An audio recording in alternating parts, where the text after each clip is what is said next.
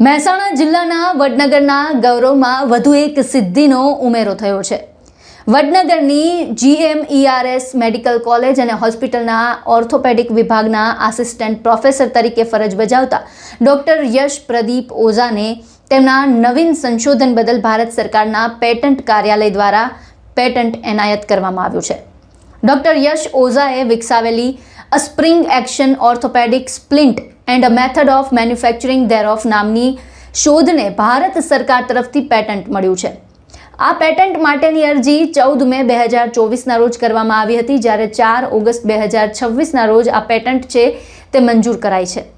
આ પેટન્ટની માન્યતા 20 વર્ષ માટે રહેશે।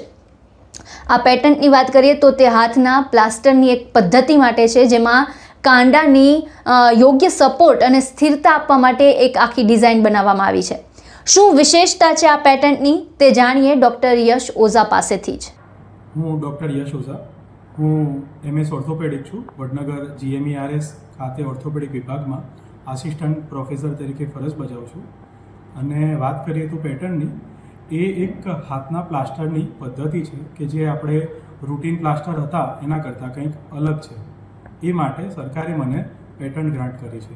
સાહેબ, આના ફાયદા શું છે?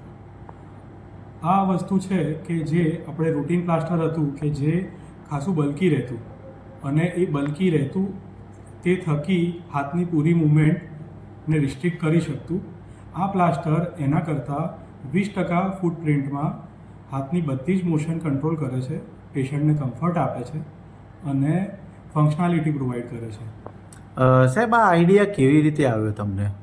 એકચ્યુઅલી હું જ્યારે સ્ટુડન્ટ હતો, PG લાઈફમાં ઓર્થોપેડિક સ્ટુડન્ટ હતો, એ ટાઈમે મને હાથમાં એક ઇન્જરી થઈ, રિસ્ટમાં લિગામેન્ટ તૂટ્યા। મેં મારા જે પ્રોફેસર હતા એમને કન્સલ્ટ કર્યા, એમણે મને સલાહ આપી કે તારે અબો એલ્બો કાસ્ટ લગાવવું પડશે। એનો મતલબ કે મારે અહીંથી તો અહીંયા સુધી આખું પ્લાસ્ટર મારીને 6 અઠવાડિયા રાખવું પડશે।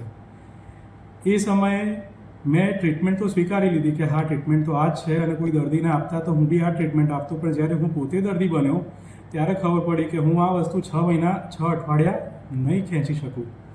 એ માટે મેં આના ઓલ્ટરનેટિવ વિકલ્પ શોધવા પ્રયત્ન કર્યો કે એવી કોઈ મેથડ છે કે જેનાથી કમ્ફર્ટ સાથે મારા 6 અઠવાડિયા નીકળી શકે।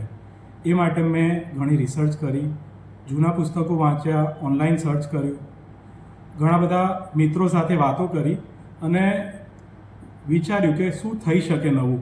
મેં એ બદલ મારા હોસ્ટેલના રૂમમાં જ અલગ અલગ ડિફરન્ટ ડિઝાઇન મટીરિયલ જે મારા જોડે અવેલેબલ હતું, જે સોર્સ હતા, એમાંથી બનાવવા પ્રયત્ન કર્યો।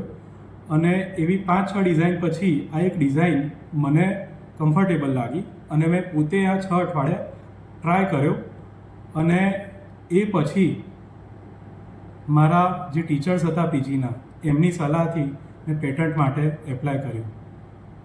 આ પેટન્ટ ફાઇલ તૈયાર કરતાં 2024માં મેં ફાઇલ એન્ટર કરી। ડૉક્ટર યશ ઓઝાની આ સિદ્ધિ માત્ર તેમની વ્યક્તિગત સફળતા નથી, પણ GMERS વડનગર અને સમગ્ર વડનગર માટે પણ ગૌરવની બાબત છે।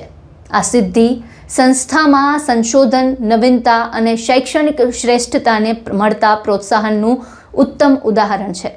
આ પ્રસંગે dean doctor Mukesh Vora, medical superintendent doctor Sunil Ojha સહિત સંસ્થાના તમામ ફેકલ્ટી અને સ્ટાફે ડૉક્ટર યશ ઓઝાને અભિનંદન પાઠવ્યા છે અને ભવિષ્યમાં પણ તેઓ સંશોધન અને નવીનતાના ક્ષેત્રે વધુ ઊંચી સિદ્ધિઓ હાંસલ કરે તેવી શુભેચ્છાઓ પાઠવી છે।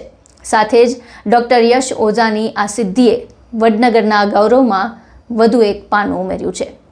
આ સમગ્ર મુદ્દે આપના વિચારો પણ અમને કમેન્ટ બોક્સમાં જણાવો અને તમામ ન્યૂઝ અપડેટ માટે અમારી સાથે જોડાયેલા રહો। નમસ્કાર।